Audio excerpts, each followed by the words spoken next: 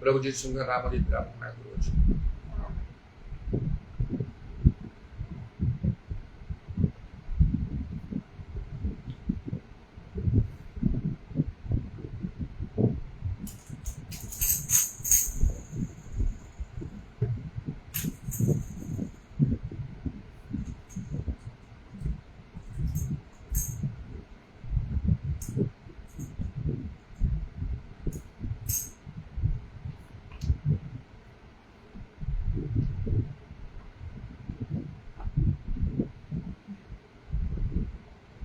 सकल धन्यवाद मोहि भागोर तुमार जय हो विष्णु जय हो तुमार सकल धन्यवाद मोहि भागोर तुमार जय हो विष्णु जय हो तुमार प्रशंसा परत प्रताप तुमार प्रशंसा परत प्रताप तुमार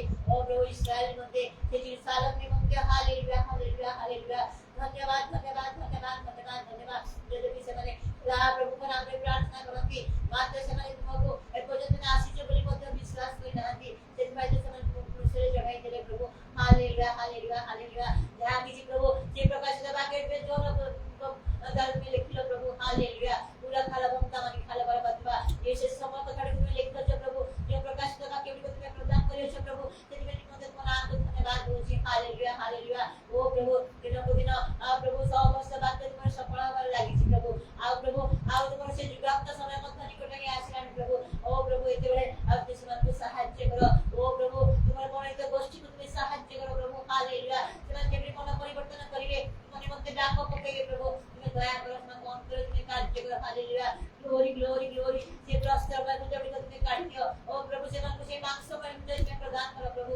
ତୁମେ ଦୟା କର ଦୟା କର ଦୟା କର ନିଶ୍ଚୟ ପ୍ରଭୁ ଏ ଘଡ଼ି ସନ୍ଧି ମୁହୂର୍ତ୍ତରେ ଓ ପ୍ରଭୁ ସାରା ପୃଥିବୀବାସୀ ଯେତେବେଳେ ପ୍ରଭୁ ଆତଙ୍କରେ ଥରହର ହେଉଛନ୍ତି ମାତ୍ର ତୁମର ଉପନିର୍ଭରକାରୀ ତୁମ ଉପରେ ଭରସା ଲୋକମାନଙ୍କୁ ସର୍ବଦା ସୃଷ୍ଟି ଆଉ ଶାନ୍ତିରେ ବାସ କରିବାକୁ ଦେଇଛ ତଥାପି ପ୍ରଭୁ ଆଉ ସାନେ ସାନେ ପ୍ରଭୁ ତୁମ ଲୋକମାନଙ୍କ ନିମନ୍ତେ ଯେଉଁ ପ୍ରକାର ଭାବରେ ଓ ପ୍ରଭୁ ତାଡ଼ନା ହେଉଛି ତାହା ତୁମେ ଜାଣିଅଛ ଓ ପ୍ରଭୁ କେତେକ ସ୍ଥାନରେ ଓ ପ୍ରଭୁ ଯେଉଁ ଲୋକମାନେ ତୁମ ନିମନ୍ତେ ପ୍ରାଣ ସେମାନେ ଧନ୍ୟ ଅଟନ୍ତି ହାଲେଲୁୟା ହାଲେଲୁୟା ତଥାପି ପ୍ରଭୁ ଅଯଥାରେ କୌଣସି ବିଷୟ ଭାବେ ତୁମେ ଦେଇନଥାଅ ପ୍ରଭୁ ତୁମେ ଦୟା କରି ଅନୁଗ୍ରହ କର ତୁମ ଲୋକମାନଙ୍କ ଦିନେ ଦୃଷ୍ଟି କର ନିଜ ନିଜ ଯେଉଁମାନେ ତୁମର କାର୍ଯ୍ୟ କରନ୍ତି ପ୍ରଭୁ ତୁମ ଦାସମାନଙ୍କୁ ପ୍ରଭୁ ତୁମେ ରକ୍ଷା କର ଉଦ୍ଧାର କର କାରଣ ପ୍ରଭୁ ଆଉ ସମୟ ନାହିଁ ଆଉ ତୁମର ବାକ୍ୟ ପ୍ରଚାର ପ୍ରକୃତ କାର୍ଯ୍ୟ ପାଇଁ ଉଠାଅ ପକାଅ ବିଶେଷ ଭାବେ ତୁମ ଦାସକୁ ମଧ୍ୟ ପ୍ରଭୁ ଉଠାଇଛ ପ୍ରଭୁ ମୃତ୍ୟୁରୁ ତୁମେ ରକ୍ଷା କରିଛ କେବଳ ତୁମର ଗୌରବ ପ୍ରଶଂସା ଆଉ ତୁମର କାର୍ଯ୍ୟକୁ ସମ୍ପୂର୍ଣ୍ଣ କରିବା ପାଇଁ ହାଲେଲୁୟା ହାଲେଲୁୟା ହାଲେଲୁୟା ଓ ପ୍ରଭୁ ଯେଉଁ ସମସ୍ତ ପ୍ରଭୁ ତୁମେ ତାଙ୍କ ଦ୍ୱାରା କରିବା ପାଇଁ ମନସ୍ଥ କରିଛ ସେ ସମସ୍ତ କାର୍ଯ୍ୟ ତୁମେ ତାଙ୍କ ଦ୍ୱାରା କରିବ ବୋଲି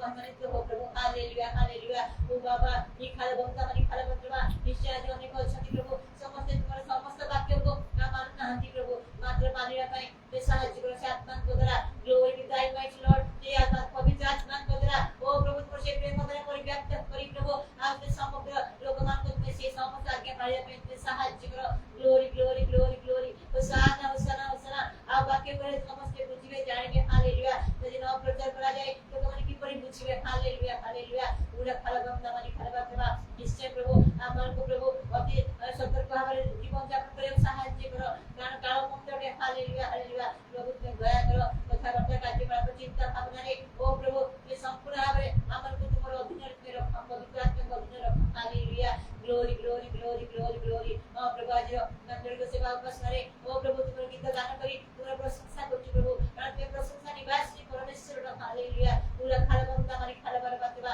ଓ ପ୍ରଭୁ ଯେତେବେଳେ ଆମେ ତୁମର ପ୍ରଶଂସା କରୁ ପ୍ରଭୁ ସେତେବେଳେ ତୁମ ନିବାସ ସୃଷ୍ଟି ହେଇଥାଏ ପ୍ରଭୁ ହାଲେଲୁୟା ଗ୍ଲୋରି ଟୁ ଦାଇ ମାଇଟି ଲର୍ଡ ହାଲେଲୁୟା ହାଲେଲୁୟା ଓ ପ୍ରଭୁ ଆମଙ୍କ ଜୀବନକୁ ପ୍ରଶଂସାରେ ପରିପୂର୍ଣ୍ଣ କରିଦିଅ ପ୍ରଭୁ ହାଲେଲୁୟା ଗ୍ଲୋରି ଟୁ ଦାଇ ଓ ପ୍ରଭୁ ତୁମ ଦାସଙ୍କ ଦ୍ୱାରା ଯେଉଁ ସମସ୍ତ କାର୍ଯ୍ୟ କରିଛ ତୁମ ଦାସ ଲୋକଙ୍କ ପାଇଁ ଯେଉଁ ସମସ୍ତ ବିଷୟ ପ୍ରାର୍ଥନା କରନ୍ତି ଆଉ ଉତ୍ତର ପ୍ରଦାନ କରି ଓ ପ୍ରଭୁ ତୁମ ଦାସଙ୍କୁ ମଧ୍ୟ ଗୌରବାନ୍ୱିତ କରିଛ ହାଲେଲୁୟା ହାଲେଲୁୟା ହାଲେଲୁୟା ଆହୁରି ମଧ୍ୟ ସମସ୍ତ ବିଷୟ ତୁମେ ସାଧନ କର ତାକୁ ପ୍ରଭୁ ଦାସଙ୍କର ସମ୍ପର୍କୀୟ ସମସ୍ତ ବିଷୟ ଯାହା କିଛି ପ୍ରଭୁ ତୁମେ ଯୋଜନା କରିଛ ପ୍ରଭୁ ତୁମ ଇଚ୍ଛା ଅନୁସାରେ ତୁମେ ସମସ୍ତ କାର୍ଯ୍ୟ ତୁମେ କରି ଗୌରବାନ୍ୱିତ ମହିମାନ୍ୱିତ ହୋ ତାଙ୍କ ପରିବାରକୁ ଆଶୀର୍ବାଦ କର ବିଶେଷ ତାଙ୍କ ପରିବାରକୁ ଆଶୀର୍ବାଦ କର ମଣ୍ଡଳୀଗୁଡ଼ିକୁ ତୁମେ ସ୍ମରଣ କର ପ୍ରଭୁ ଯେ ଯେଉଁ ପ୍ରକାର ରୋଗ ଦୁଃଖ କଷ୍ଟ ସମସ୍ୟାରେ ପଡ଼ିছে ସେମାନଙ୍କୁ ଉଦ୍ଧାର କର ହାଲେଲୁୟା ହାଲେଲୁୟା ହାଲେଲୁୟା ଆପଣଙ୍କ ଆମଙ୍କ ପରିବାରକୁ ଦୟା କର ପ୍ରଭୁ ଆଉ ଯେଉଁମାନେ ମନୁଷ୍ୟ ସଂଯୁକ୍ତ ବିଶେଷ କାର୍ଯ୍ୟକୁ ମଧ୍ୟ ତୁମେ ସମ୍ପୂର୍ଣ୍ଣ ସୁସ୍ଥ ପ୍ରଦାନ କର ପ୍ରଭୁ ତୁମେ ତାଙ୍କୁ ଦୟା କର ତାଙ୍କୁ ଦୁର୍ବଳ ତାଙ୍କୁ ମୁକ୍ତ କର ହାଲେଲୁୟା ଏ ଶରୀରକୁ ମଧ୍ୟ ଦୟା କର ଓ ପ୍ରଭୁ ତା ଗୋଡ଼ ଭୟଙ୍କର କଷ୍ଟ ପ୍ରଭୁ ତାହା ତୁମେ ଜାଣ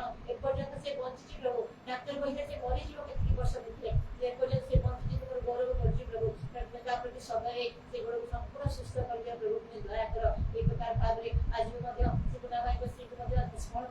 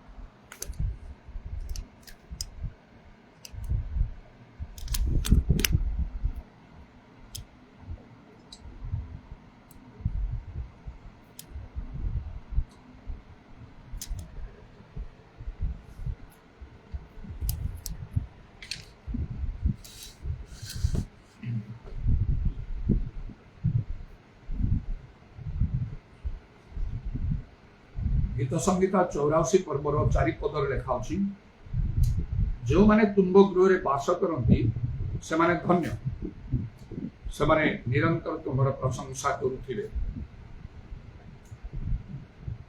प्रभु को गृह जो माने बास करती से माने धन्य। इंग्लिश बाइबल रे लेखा अछि blessed are they that dwell in thy house. Blessed से माने आशीर्वाद प्राप्त होती। प्रभु से को आशीर्वाद करती जो माने प्रभु को गृह रे बास करुछु। निज गृह मध्य अछि निज गृह कथा नहीं आमे निज गृह रे मध्य रही प्रभुंकर आउ सेवा भजना करि पारु। मात्र प्रभु को गृह ता गोटे अलग स्थान जोड़ी बास कले जेपरि आमे निज गृह रे बास करू से प्रकार यदि प्रभु को गृह रे मध्य माने बास करि पारु ताको निज गृह सदृश करी सेथिरे आमानकर अनेक मंगल अछि। तेणु गीत संगीता 92 पर्व आउ लेखाई 13 एवं 14 पदरे जो माने सदा प्रभु को गृह रे रोपित होती से माने आम मान परमेश्वर प्रांगण में वर्धिष्णु हेबे। से माने वृद्ध बयस रे फल उत्पन्न करिवे। से माने रस और तेज रे पूर्ण हेबे। ए वाक्य के अन्यथा हब नहीं आमान न हो आउ कहा निश्चय होछि एवं हम मध्य होता माने प्रभु को गृह रे बास करुणा हो कि किपरि प्रभु को गृह रे बास करिबा को हबो से विषय आमने जानिना। प्रभु को गृह एपरि गोटे साधारण स्थान नहीं जोड़ी जेमिति इच्छा सेमिति आमे रहि पारिबा। कारण सेति पई लेखाई छि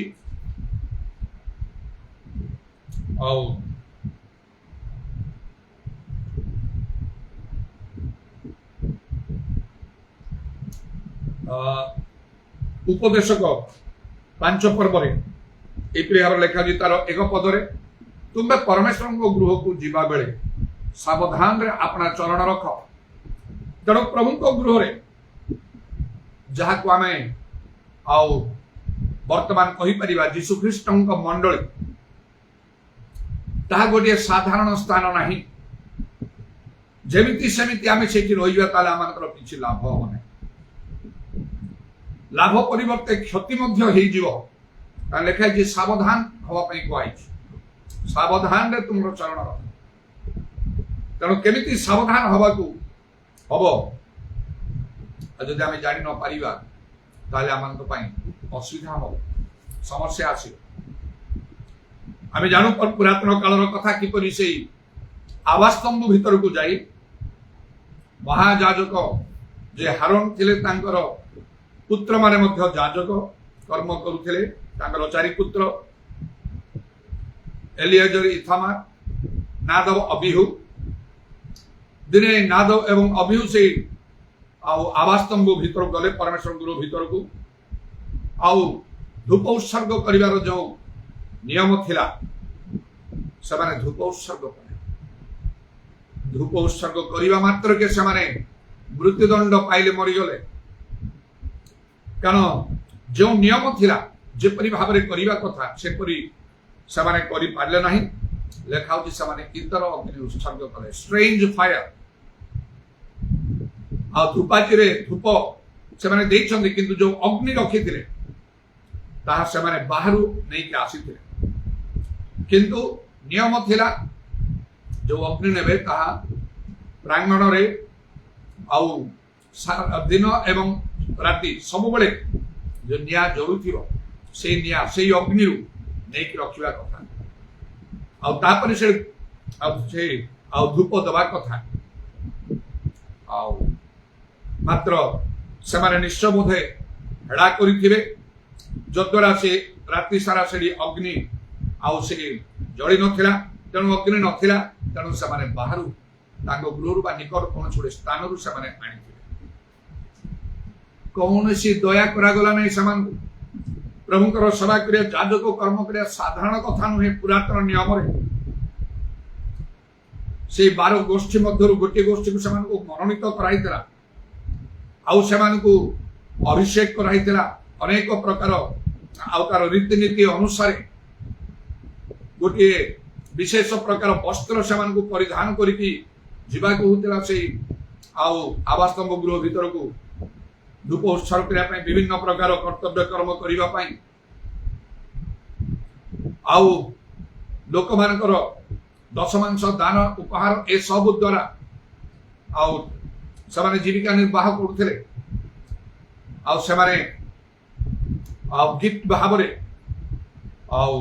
दान आकार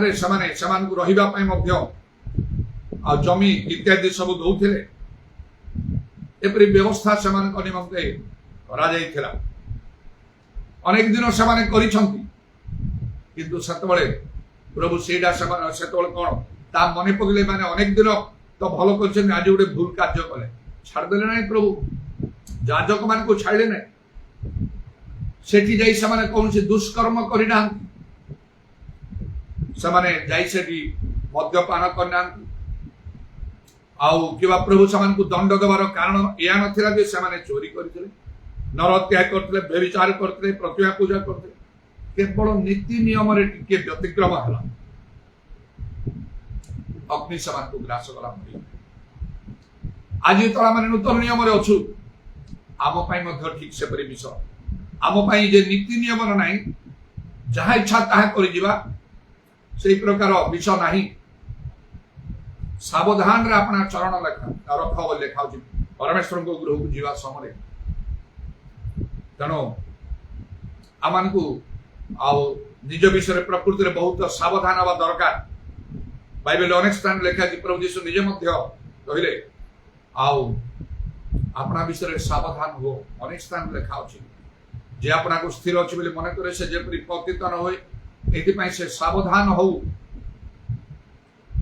बाइबल लिखा अच्छी तेणु जेपरी इच्छा सेपरी आम कर मात्र जदि प्रभु गृह रे आम ठीक भाव में बास कर आमर यथेष्ट मंगल अच्छी से गीत संहिता 92:13-14 अनुसार से वर्धिष्णु हेबे वृद्ध बयस फल उत्पन्न करेंगे रस तेज पूर्ण हेबे यही कथा वृद्ध बयस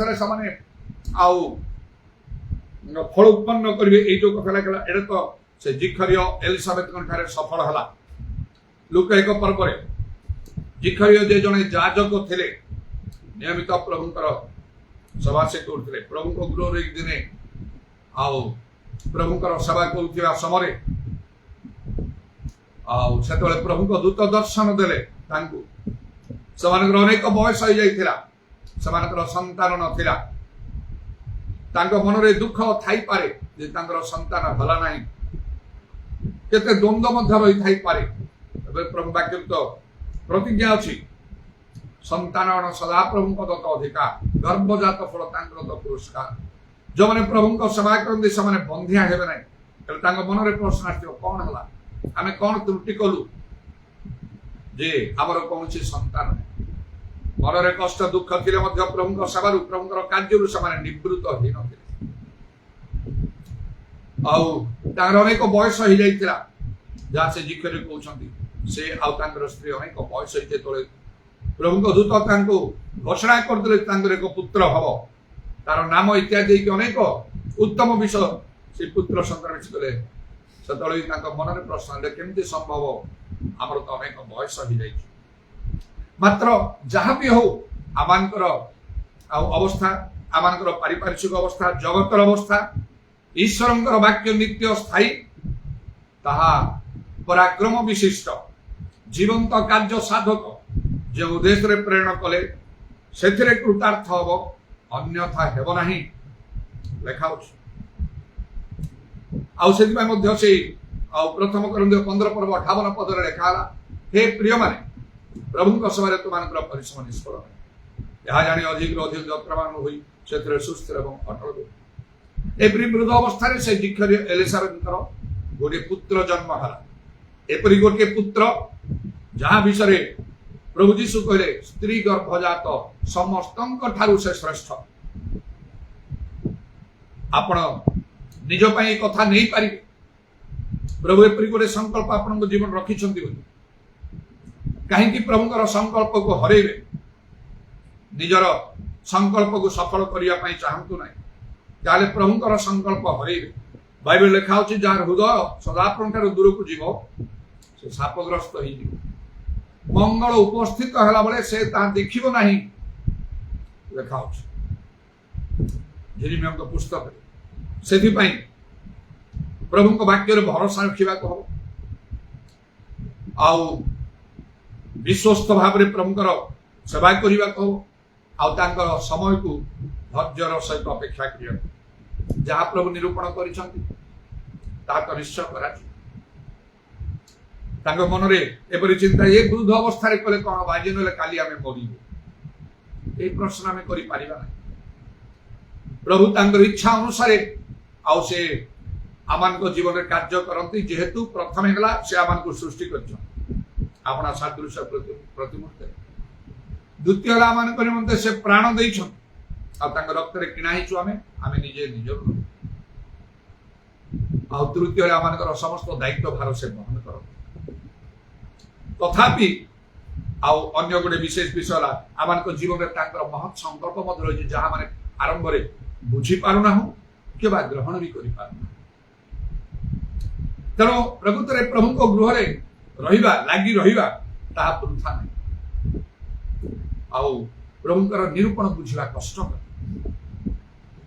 सब कथा प्रभु प्रकाश कर दीक्षर एलिजाबेथ को समाने उभय जगह पवित्र आत्मा पूर्ण थे भाववाणी कहते देखा जाऊँ आउ से लुक एक पर्व किपरि समाने उभय जगह भाववाणी सब कहते पवित्र आत्मा पूर्ण किंतु कौन सी भाववाणी द्वारा स्वप्न दर्शन द्वारा प्रभु लोकों द्वारा कहुई ना जे तुम गोटे पुत्र संतान हम तुम वृद्ध अवस्था आउ से स्त्री गर्भजात समस्त श्रेष्ठ एक कथा कहुए एते विश्वास भाव प्रभु सभा करते भाव में आपण को भी हुए तो कहुए ना जदि प्रभु कहते भल कथा से कथा को से वाक्य को से दर्शन से भावनी से स्वप्न को आम को विश्वास करने कह क्या लिखा अच्छी जे ये दर्शन विलंब भी तो अपेक्षा से निश्चय सफल हम विफल हम ना केवल निरूपित कालर आकांक्षा करे माने प्रभुकर निरूपित समय पहुंचले जाकि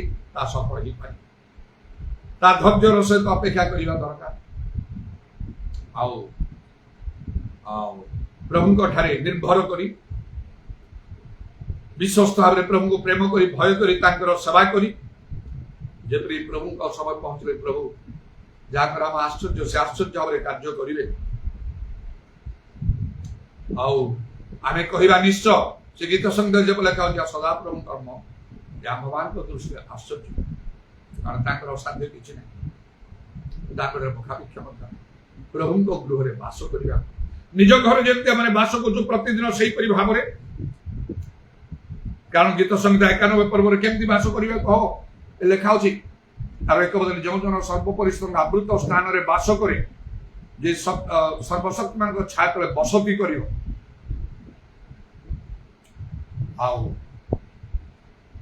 लोक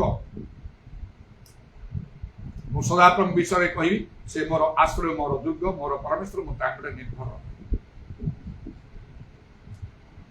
आमे अपने 9 पद लिखा कारण हे सदा प्रभु तुम्हें मोर आश्रय सर्वपरिश्रम तुम्हें अपना बासस्थान करियछ तुमको कौन सी विपद घटब ना कौन सी मारी तुम निकट आसब ना कारण से तुम सब गति तुमको रक्षा करने दूत गण तुम विषय आज्ञा इत्यादि विषय लिखाई 9 पदर आउ द्वितीय अंश लिखा सर्वपरिश्रम तुम्हें अपना बासस्थान करियछ प्रभु को बासस्थान करने कह जब निज गृह आम बास करूँ नित्य नित्य प्रभु को गृह यही करू न कह आम अनेक कथा मोर चाकरी अच्छी मोर काम अच्छी मोर विभिन्न प्रकार विषय अच्छे आम जापारू प्रत्येक दिन प्रभु को गृह मात्र प्रकाश प्रेरित 2 पर्व कौन लिखा 46 पदरे आउ से एकचित हो प्रतिदिन मंदिर में समवेत हो रोते घरे घरे रोटी भांगी आनंद सरल हृदय भोजन पान कर ईश्वर प्रशंसा कर प्रतिदिन मंदिर में रोते दिन वाक्य पढ़ा समय ମୁଁ କେବଳ ବହୁତ ଇଣ୍ଟରେଷ୍ଟେଡ୍ ହଉଥିଲି ସେଇ 47 ପଦ ଯାହା ଲେଖା ଯେ ସମସ୍ତ ଲୋକଙ୍କର ପ୍ରିୟ ପାତ୍ର ହଉଥିଲେ ପୁଣି ପ୍ରଭୁ ପରିତ୍ରାଣ ପ୍ରାପ୍ତ ହଉଥିବା ଲୋକଙ୍କୁ ପ୍ରତିଦିନ ମଣ୍ଡଳୀ ସହିତ ସଂଯୁକ୍ତ କରିବାକୁ ଲାଗିଲେ। এই 47 ପଦ ପ୍ରେରିତ 2 47 ପଦ ନେଇକି ପ୍ରାର୍ଥନା କଲେ। କେତେବେଳେ ପ୍ରତିଦିନ ପରିତ୍ରାଣ ପାଇଁ ଲୋକମାନେ ମଣ୍ଡଳୀରେ ସଂଯୁକ୍ତ ହେଲେ କେତେ ଲୋକ ତାର ହିସାବ ନାହିଁ। ସେଟା ପ୍ରାର୍ଥନା କରିବାକୁ ଲାଗି ମୁଁ ତ ପ୍ରଭୁ ତୁମ କାମ କରୁଛି ଆଉ କୌଣସି ଯାବତୀୟ କାମ କରୁନି ଜଗତ ଯାବତୀୟ ବିଷୟ ମାଗୁନି ଆତ୍ମିକ ବିଷୟ ମାଗୁଛି ସେଟା ଭଲ ଲାଗିବ ତୁମ ପ୍ରତିଦିନ ମୋ ମଣ୍ଡଳୀରେ ପରିତ୍ରାଣ ପାଇ ଲୋକଙ୍କୁ ତୁମେ ସଂଯୁକ୍ତ କର ପ୍ରାର୍ଥନା କରିବାକୁ ଲାଗି। ଦିନେ এই পুଣି এই প্রেরিত পুস্তক পড়ুଥିବା ସମୟରେ ଯେତେବେଳେ ସେ 47 ପଦକୁ ମୁଁ ଗୁରୁତ୍ୱ ଦେଇ ପ୍ରାର୍ଥନା କରୁଛି ପ୍ରତିଦିନ ମୋ ମଣ୍ଡଳୀରେ ପରିତ୍ରାଣ ପାଇବା ଲୋକଙ୍କୁ ସଂଯୁକ୍ତ କର। ପବିତ୍ର ଆତ୍ମା ମତେ ପ୍ରେରଣା ଦେଲେ ଚାଳନା ଦେଲେ ତାର ଉପର ପଦ ପଢ 46 ପଦ। ପ୍ରତିଦିନ ସେମାନେ ମନ୍ଦିର ପ୍ରଭୁଙ୍କର ସେବା ପ୍ରଶଂସା କରୁଥିଲେ ସେମାନେ ସମବେତ ହୋଇ ରହୁଥିଲେ ଆଉ ସେମାନେ ପ୍ରଭୁଙ୍କର ସେବା କରୁଥିଲେ ପ୍ରତିଦିନ। ପ୍ରଭୁ ମତେ ଆତ୍ମାରେ କଥା କଲେ ତୁମେ କଣ ପ୍ରତିଦିନ ମଣ୍ଡଳୀ ସେବା କରୁଛ? ନୂଆ ନୂଆରେ କଟକ ଆସିଥାଏ ଯେତେବେଳେ ମତେ କହିଲା ଆପଣ ଯାହା ଖୋଜୁଛନ୍ତି ତା ପେଣ୍ଟିକଷ୍ଟ ଆଉ ଚର୍ଚ୍ଚରେ ପାଇବେ। ପେଣ୍ଟିକଷ୍ଟ ଚର୍ଚ୍ଚ କୋଉଠି ଅଛି କେମିତି ଖୋଜିବାକୁ ଲାଗିଲି ବିଭିନ୍ନ ସ୍ଥାନକୁ ପେଣ୍ଟିକଷ୍ଟ ଚର୍ଚ୍ଚ ମାନ ଗଲା ପରେ ତାପରେ ଗୋଟିଏ ସ୍ଥାନରେ ସ୍ଥିର ହେଇକି ରହିଲି। ସବୁ ମତେ ଭଲ ଲାଗିଲା ଯୋଉଟା କି ଚର୍ଚ୍ଚ ଅଫ୍ ଗଡ୍ ଇନ୍ ଖ୍ରାଇଷ୍ଟ ମକରବାର କଟକର ସେଇ ସ୍ଥାନରେ ଆଉ ସେଠି ମଧ୍ୟ ଦେଖିଲି ପୁଣି କଟକରେ ଦେଖିଲି ସବୁ ପେଣ୍ଟିକଷ୍ଟ ଚର୍ଚ୍ଚରେ ସପ୍ତାହରେ 3 ଦିନ ହୁଏ ନିଜା ପ୍ରଭୁ ପେଣ୍ଟିକଷ୍ଟ ଚର୍ଚ୍ଚ ଗୁଡାକ କରି କରୁଛନ୍ତି କିନ୍ତୁ ପ୍ରଭୁ ଆତ୍ମାରେ କଥା କଲେ ପେଣ୍ଟିକଷ୍ଟ ଚର୍ଚ୍ଚ ତୁମର ଆଦର୍ଶ ନାହିଁ ସେଇଠି ଅନେକ ତ୍ରୁଟି ପାଇବ ଅନେକ ଜାଗାରେ ଖାଲି ନାଁଟା ଅଛି ତମେ ବୁଝିଲ ପରା ପେଣ୍ଟିକଷ୍ଟ ଚର୍ଚ୍ଚ ଗୁଡାକ ସାଟିସ୍ଫାଇ ହେଲ ନାହିଁ ଗୋଟେ ଗୋଟେ ଜାଗାରେ କୋଉଠି 30 ଗୁଣ କାମ ଦେଖିଲ କୋଉଠି 60 ଗୁଣ ଦେଖିଲ ତମେ ଖୋଜୁଥିଲ 100 ଗୁଣ ଗୋଟେ ଜାଗାକୁ ଆସିଲେ ଏଠି ଅଛ ଅଲଗା ଚର୍ଚ୍ଚ ସେଇ ପେଣ୍ଟିକଷ୍ଟ ଚର୍ଚ୍ଚ ମାନ ଯାଅ ନା ଏଠି ମଧ୍ୟ କେତେ ଉଣା ବିଷୟ ଦେଖିବ ଯୋଉଟା କି ମୁଁ ପରେ ଦେଖିଲି ଆଉ ପ୍ରାର୍ଥନା କରି ପ୍ରଭୁଙ୍କର ଯୀଶୁଙ୍କର ଦର୍ଶନ ପାଇକି ମୁଁ ପୃଥକ ହେଇଗଲି। ଆଦର୍ଶ ହେଲା ବାଇବେଲକୁ ଦେଖ ତେଣୁ 46 ପ୍ରତିଦିନ ସେବା ତମେ କାହିଁ କର ଏତିକି ଯେତେବେଳେ ମୋ ଭିତରେ ମୁଁ ପଢିଲି ଆଉ ସେତେବେଳେ ଜାଣିଲି ସେଇ ମୁହୂର୍ତ୍ତରେ ମୁଁ ବଦଳି ଗଲି। ଗୋଟିଏ ମାସ ଟାଇମ ମତେ ଲାଗି ନାହିଁ କୌଣସି ସତ୍ୟ ପ୍ରଭୁଙ୍କର ବାକ୍ୟ ଗ୍ରହଣ କରିବା ପାଇଁ ମୁଁ ବିଳମ୍ବ କରି ନାହିଁ ଦିନେ ବିଳମ୍ବ କରି ଦିନରେ ତ 24 ଘଣ୍ଟା ଯୀଶୁ ଆସିଗଲେ ଏଇ ମୁହୂର୍ତ୍ତରେ ଆଉ କୋଉଠି ହବ ସେଇ ମୁହୂର୍ତ୍ତରେ ମୁଁ ବାକ୍ୟ ଗ୍ରହଣ କରିଛି ଯାହା ପ୍ରତ୍ୟେକଙ୍କର କରିବା କଥା ସତ୍ୟ ଜାଣିଲେ ଆପଣ ଗ୍ରହଣ କରିବେ ସେଇ ମୁହୂର୍ତ୍ତରେ ବଦଳି ଯିବେ ସେଇଟା ଆପଣଙ୍କ ପାଇଁ ଧାର୍ମିକତା ନିମନ୍ତେ କ୍ଷୁଧା ତୃଷା ବୋଲି ଧରାଯିବ। ଆଉ ମାଥ୍ୟୁ 5 ପର୍ବ 6 ପଦ ଅନୁସାରେ ଧାର୍ମିକତା ନିମନ୍ତେ କ୍ଷୁଧିତ ତୃଷିତ ଲୋକେ ଧନ୍ୟ ବ୍ଲେସଡ୍ ଆର୍ ଦେ ସେମାନେ ଆଶୀର୍ବାଦ ପାଇବେ ପ୍ରଭୁଙ୍କର ଧନ୍ୟବାଦ କେତେ ପ୍ରକାର ଆଶୀର୍ବାଦ ପ୍ରଭୁ ଆପଣ ଦେଇଛନ୍ତି ମତେ ମୋ ପରିବାରରେ ତା ଭିତରୁ ଗୋଟିଏ ହେଲା ମୃତ୍ୟୁ ବଞ୍ଚିଛୁ ଅନେକ ଥର ଆମେ ଏବେ ବି ମତେ ଯେବେ ଦାଉଦ କହିଲେ ପାତାଳ ରଜ୍ଜୁ ମତେ ଘେରିଲା ମତେ ସେମିତି ମୃତ୍ୟୁ ଘେରିକି ରହିଛି ମାତ୍ର ପ୍ରଭୁ ବଞ୍ଚେଇଛନ୍ତି। ଗତ ରାତିରେ ସ୍ୱପ୍ନ ଦେଖୁଛି ଗୋଟେ ଆଉ କଣ ସବୁ ଦେଖୁଛି ସେଗୁଡାକ ବାଘ ନା ସିଂହ ଗୁଡାକ ବହୁ ସଂଖ୍ୟାରେ ମାଡିକି ଆସୁଛି ବହୁ ସଂଖ୍ୟା ଆଉ ଜନସମାଜ କିଛି ରହିବ ମୁଁ ଯୋଉଠି ଅଛି ସେଠି କେତେ ଲୋକମାନେ ଅଛନ୍ତି ତା ଗୋଟେ ଘର ଆଉ ସେ ତାର ବାଉଣ୍ଡରୀ ଇତିହାସ ହଉଛି ମୁଁ କହୁଛି ସବୁ ଯାକ କ୍ଲୋଜ କରିଦିଅ ଯେମିତି କି ସେ ଆସିପାରିବେ କିନ୍ତୁ ମୋ କଥା ଏତେ ସିରିୟସଲି ନେଉନାହାନ୍ତି ମୁଁ ମଧ୍ୟ ଲାଗିକି ସବୁ ବନ୍ଦ କରିବା ପଛେ ତଥାପି ଖୋଲା ଜାଗା ଗୁଡାକ ଅଛି ତାପରେ ସେଗୁଡାକ ମାଡିକି ଆସିଲେ ଭିତରକୁ ମଧ୍ୟ ଆସିଗଲେ ମୁଁ ଯେତେବେଳେ ବାହାରିକି ଦେଖୁଛି ସେ ବାଘ ସିଂହ ନାହାନ୍ତି ସେ ଅରଣା ମଇଁଷି ଆଫ୍ରିକା ଏସବୁରେ ଯୋଉ ମଇଁଷି ଗୁଡାକ ଥାଏ ଆଉ ବଫାଲୋ ସେଗୁଡାକ ଅତି ଭୟଙ୍କର ଭାବରେ ବହୁତ ବଡ ବଡ ହେଭି ସବୁ ହେଇକି ଦେଖାଯାଉଛି ଆଉ ସବୁ ତା ଭିତରେ ଆସିକି ଅଛନ୍ତି ଏତେ ସଂଖ୍ୟାରେ ଯେ ଆଉ କିଛି କରିହେବନି ସେମାନଙ୍କୁ ତୋଳି ଦେବାର କୌଣସି ଉପାୟ ଦେଖାଯାଉନି ମାଡିକି ଆସିଲେ ମୁଁ ଦେଖୁଛି ଏତେ ସଂଖ୍ୟାରେ କହିବାକୁ ନାହିଁ। ତାପରେ ମୁଁ ଭାବୁଛି କଣ କରିବା ପ୍ରାଣ ରକ୍ଷା ନିମନ୍ତେ ଦୌଡ଼ିବାକୁ ହବ ମୁଁ ଯେତେବେଳେ ଦୌଡୁଛି ସେଟା ପୁଣି କଟକ ବୋଲିକି ମୁଁ ଜାଣୁଛି ଆଉ ସେଇଠି ରାସ୍ତାରେ ସବୁ ପାଣି ହେଇଛି କଣ ସେ ପାଣିରେ ବୁଡିକି ଯିବାକୁ ପଡୁଛି ଦୌଡିବାକୁ ଏତେବେଳେ ସେଇ ମଇଁଷି ଭିତରୁ ଗୋଟିଏ ଆସିଲା आउ से केमती गोटे कथा कहूची शुणुची कि तार भाव प्रकाश कर जानी पार जोड़े आसी ए लोकटा को देखी मते बाकी सब रही आउ गोटे आउ ए लोकटा को देखी आदरे केते शक्ति अच्छे मुझे देखी से मत प्राण मारे से आस दौड़ी से दौड़ी दौड़ी से दौड़ी मो पछपटे एकदम साइड को आस मो निकट को आसला मो बाँ पाखे मुझे धरदेली हाथ में मो बाँ हाथ में धरली से बफालो गुड़ा तो अति भयंकर तार शरीर मध्य सेमतिका पृथुल आते भयंकर जो मो निकट को आसला मुझे हाथ में एमती धरदेली मत गोटे कंडे परी लगे मो बाँ हाथ में धरली मत गोटे कंडे परी लगे कंडे कौन से भी मो हाथ हलचल हो पार ओ प्रभुकर धन्यवाद प्रभु दरे पराक्रम द्वारा बल द्वारा अमर आत्मा द्वारा संज्ञा सदा प्रभु कहते आउ देखा कौन जे विश्वास करे से लज्जित तो हम आमर धार्मिक लोग विश्वास करा बंचो जो कहीं पश्चात पद आमर आत्मा ताले संतुष्ट नहे विश्वास केते बड़ कार्य करूची ये विश्वास तो मु चालुची सामना करी 10 मास ऊपर हला कौन से प्रकार मेडिसिन न करी मृत्यु सहित संग्राम करी चलीची से आ सैमसन से युवा सिंह को छेड़ी छपरी विभिन्न कला परी से माड़ी के आसुची से मन रे से कहूची ता भाव प्रकाश करूची मु जानि पाने ए लोकटा को देखी आर केते शक्ति अच्छी निकट माड़ी का बाँ हाथ में डाण हाथ में कि दुई हाथ में धरली कंडे कंडे भाया मत लगे अपाड़ी तार पता सता रहा कुआड़े से चलीगला पुणी मुझे दौड़गली मुझे गत रातिर स्वप्न विश्वास केमती आपको साहाय्य कर स्वप्न 10 मास पर है आज मुझे देखुची अवश्य ता पूर्व से मृत्यु को बांधा स्वप्न प्राप्त होती बाइबल देखा विश्वास कर ईश्वर महिमा देख ए सब महिमा देखु देखु मु ईश्वर को दर्शन कली गत रातिर कथा कहूँ जीशु को दर्शन कली आउ थे स्वर्गीय स्थान रे जीशु चलु एका चलु आउ स्वर्गीय स्थान रे मत लगुच टे कन्फ्यूज लाଗୁଛି स्वर्गीय स्थान कि पृथ्वी स्वर्गीय स्थान किंतु अति उच्च स्थान रे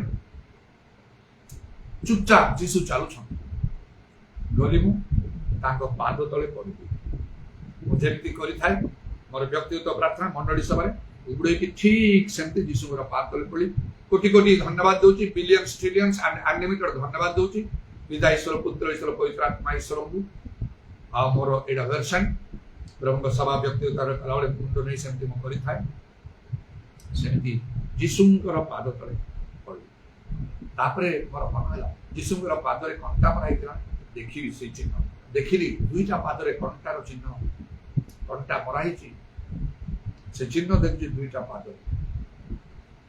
धरिली कोटि कोटि धन्यवाद प्रभु को धरिया छुआ साहस करने प्रार्थना उबड़ कला बेलू प्रभु को बहुत ऊर्ध्वर रखे मुझे कर मात्र जीशुर पाद धरिली दुईटा जमी प्रथम दर्शन मत तुमको देखा से समय दुईटा पाद धरती सेमती दुईटा पाद धर ठिया गले जीशु चलुले ठिया से कंटार चिन्ह देखली पाद दुईटा जगह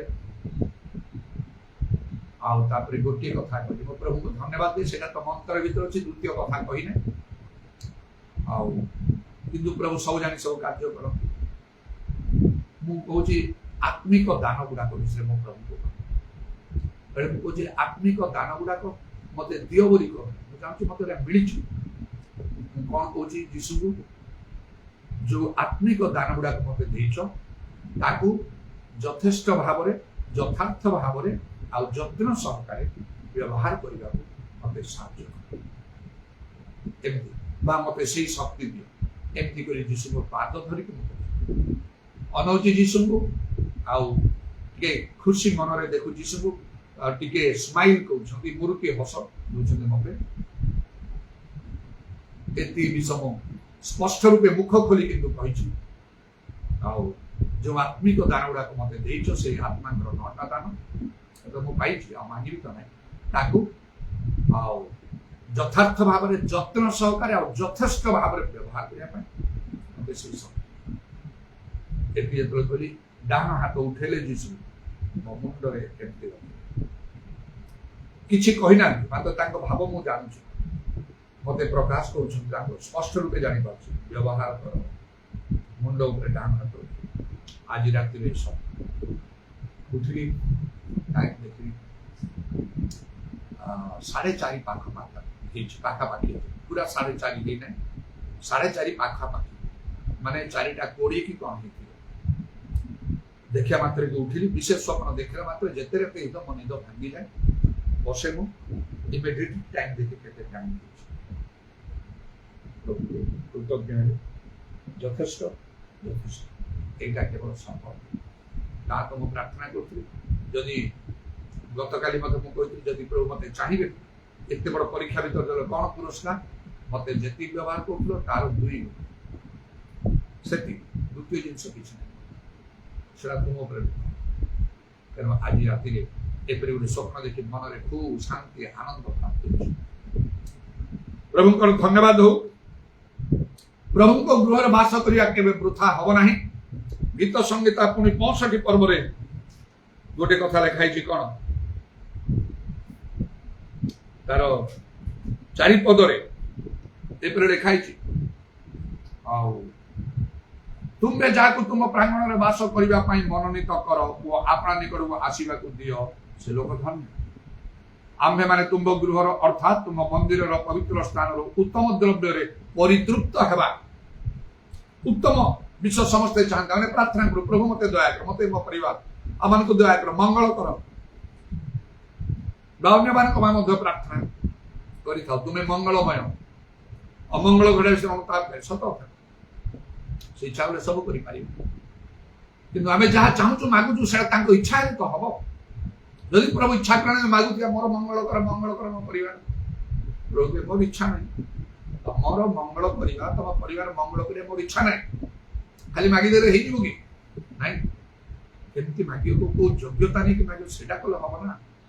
ଖାଲି ମାଗିଦେଲେ କୋଉ କାମ, ସେ ମଙ୍ଗଳମୟ ନିଶ୍ଚୟ। ମାତ୍ର ଲେଖା ତୁମର ପାପ ତୁମର ମଙ୍ଗଳ ନିବାରଣ କରିଛି। ଅନେକ ମଙ୍ଗଳ ଆମ ପ୍ରତି ଘଟି ନାହିଁ ଆମର ପାପ ହେତୁ। ଯଦି ନ ଫେରିବା ଘଟିବ ନାହିଁ କେବେ। ଆପଣ ପ୍ରାର୍ଥନା କରି ଜୀବନ ସାରା ଚାଲିଥିବେ, ଆକୁ ତାକୁ କହୁଥିବେ ମୋ ପାଇଁ ପ୍ରାର୍ଥନା କର, ଘଟିବ ନାହିଁ ସେଇଟା। ସେ ତ ଅନ୍ତଗଣ ଦେଖନ୍ତି, ମଣିଷ ତ ବାୟୁ ରୂପ ଦେଖେ, ଆମେ ତ ବାହାରେ ତ ଆମେ ସ୍ୱର୍ଗଦୂତ ପରି ଅଛୁ, ଭିତର ପ୍ରଭୁ ଜାଣ କଣ ଏ ଦୂତ ନା ଭୂତ ନା କଣ ସେଟା ପ୍ରଭୁ ଜାଣ। ଆଉ ତେଣୁକରି ଏଠି କଣ କହୁଛ ଯେ ଆମେ ପ୍ରାର୍ଥନା ପ୍ରଭୁ ମୋର ମଙ୍ଗଳ କର, ତୁମ ଉତ୍ତମ ତା ମତେ ପ୍ରଦାନ କର, ମୋ ପରିବାରକୁ, ନହେଲେ ଏ ଲୋକଙ୍କୁ ପ୍ରଭୁ କେବେ ଆମେ ଗୃହକୁ ଯାଉନ। ପ୍ରଭୁଙ୍କ ଗୃହରେ ଉତ୍ତମ ବିଷୟ ଅଛି, ଖାଲି ପ୍ରାର୍ଥନା କଲେ ଚଳିବନି, ପ୍ରଭୁଙ୍କ ଗୃହକୁ ଯାଅ।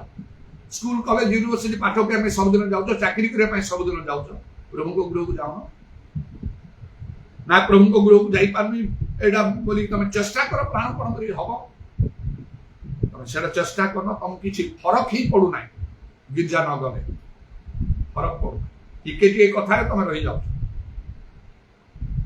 ସେଇଟା କର। ପ୍ରଭୁଙ୍କ ଗୃହ ରୋପିତ ହୁଅ ବୋଲି ବାଇବେଲ ଲେଖାଉଛି, ଏ ବାକ୍ୟ ଅନ୍ୟଥା ବ୍ଲେସ୍ଡ ଆର୍ ଦେଇ, ଯୋଉଟା ମୁଁ ସେ ଗୀତ ସଂଗୀତା ଆଉ 84 ପର୍ବରୁ ପଢିଲି, ଆଉ ତାର 4 ପଦରେ ଯୋଉମାନେ ତୁମ ଗୃହରେ ବାସ କରନ୍ତି ସେମାନେ ଧନ୍ୟ, ସେମାନେ ନିରନ୍ତର ତୁମର ପ୍ରଶଂସା କରୁଥିଲେ। ପ୍ରଶଂସା କେମିତି? ସମସ୍ୟା ଅଭାବ ରୋଗ ଦୁଃଖର ଲୋକ ପ୍ରଶଂସା କରିପାରନ୍ତି? ପ୍ରଶଂସା ଧନ୍ୟବାଦ କରିବା ବୋଲି ସେମିତି ମଙ୍ଗଳ ହବାକୁ ପଡେ। ଖାଲି ମଙ୍ଗଳ କର କଲେ ହବନି, ତମେ ପ୍ରଭୁଙ୍କ ଗୃହକୁ ଯାଅ, ସେଠି ତମକୁ ପରିତୃପ୍ତ କରାହବ ସମସ୍ତ ଉତ୍ତମ ବିଷୟରେ, ଏବଂ ଏଇଟା ବି ହାଲୁକା ଭାବରେ ନେଇପାରିବା ନାହିଁ। ହଁ ଚାଲ ମୁଁ ଯାଉଛି, ସବୁଦିନ ଗିର୍ଜା ଯାଉଛି, ପ୍ରଭୁ କଣ ସେ ଉପଦେଶ 5:1 ସାବଧାନରେ ଗୃହ ଚରଣ ରଖିବ ପ୍ରଭୁଙ୍କ ଗୃହ ଗଲାବେଳେ, ନହେଲେ ସେଠି ବିପଦ ଅଛି। ଲେଖା ହଉଛି ଆମର ପରମେଶ୍ୱର ଗ୍ରାସକାରୀ ଅଗ୍ନି ସ୍ୱରୂପ। ହାରଣଙ୍କର 2 ପୁତ୍ର ଅଗ୍ନିରେ ଗ୍ରାସ କଲା ସେମାନଙ୍କୁ ଯାଜକୀୟ କର୍ମ କରିବାକୁ, ଆମକୁ କେମିତି ପ୍ରଭୁ ଛାଡ଼ିବେ? ମହାଯାଜକଙ୍କର ପୁତ୍ର ସେମାନେ ଥିଲେ, ଯାଜକ କର୍ମ କରୁଥିଲେ ପୁରାତନ ନିୟମରେ, କେତେ କଡ଼ାକଡ଼ି ନିୟମରେ, ତାଙ୍କୁ ଛଡ଼ାରେ ଆମକୁ କେମିତି ଛାଡ଼ିବେ? ପ୍ରଭୁଙ୍କ ଗୃହକୁ ଆସି ଆମ ପ୍ରତି ଦଣ୍ଡ ଯଦି ସାବଧାନ ନ ହବା, ଏଇଟା ଗୋଟେ ଭିନ୍ନ ପ୍ରକାର ସ୍ଥାନ। ଯାହାକୁ ସେଦିନ ଆଉ ଯେତେବେଳେ ଆଉ ଗୋଟେ ସ୍ଥାନରେ ସେ ଶୋଇଥିଲେ, ଆଉ ସେ ସ୍ୱର୍ଗୀୟ ଦର୍ଶନ ପାଇଲେ, ଗୋଟେ ସିଢି ପଡିଛି ପୃଥିବୀରୁ ସ୍ୱର୍ଗ ଦୂତ ମାନେ ଯିବା ଆସିବା କରୁଛନ୍ତି, ପରମେଶ୍ୱର ତାଙ୍କୁ ଦର୍ଶନ ଦ୍ୱାରା କଥା କହୁଛନ୍ତି। ଆଉ ତାପରେ ସେ ଉଠିଲେ କହିଲେ ଏ କି ପ୍ରକାର ଭୟଙ୍କର ସ୍ଥାନ, ଏଇଟା ପରମେଶ୍ୱରଙ୍କର ଗୃହ, ବେଥେଲ ବୋଲିକି ସେ ନାଁ ଦେଲେ। ଯଦି ମତେ ପ୍ରଭୁ ଭଲରେ ଫେରେଇକି ଆଣିବେ ମୋର ସବୁ ଆଉ ଦ୍ରବ୍ୟର ଦଶମାଂଶ ମୁଁ ଦେବି, ପରମେଶ୍ୱରଙ୍କ ଗୃହ ବନେଇବି, ଗୋଟେ ଭୟଙ୍କର ସ୍ଥାନ ବୋଲେ। ସେଇପରି ମଣ୍ଡଳୀ ଗୋଟେ ଭୟଙ୍କର ସ୍ଥାନ, ଯୋଉଠି ଯୀଶୁଙ୍କର ଉପସ୍ଥିତି ଥାଏ ହାଲୁକା ଭାବରେ ଆସିପାରିବେ। ତାର ଗୋଟେ ନୀତି ନିୟମ ଅଛି। ସ୍କୁଲରେ ଯାଇ ପାଠ ପଢିବାକୁ ହେଲେ ସେ ରୁମରେ ପଚାରିଲେ କେତେ ପ୍ରକାର ନୀତି ନିୟମ ଅଛି, ଅଫିସ ଯିବାକୁ ହେଲେ ସେଇଠି ବି ନୀତି ନିୟମ ଅଛି, ପ୍ରଭୁଙ୍କ ନିଜ ନିଜ ଗୃହରେ ମଧ୍ୟ କିଛି କିଛି ନୀତି ନିୟମ ଅଛି।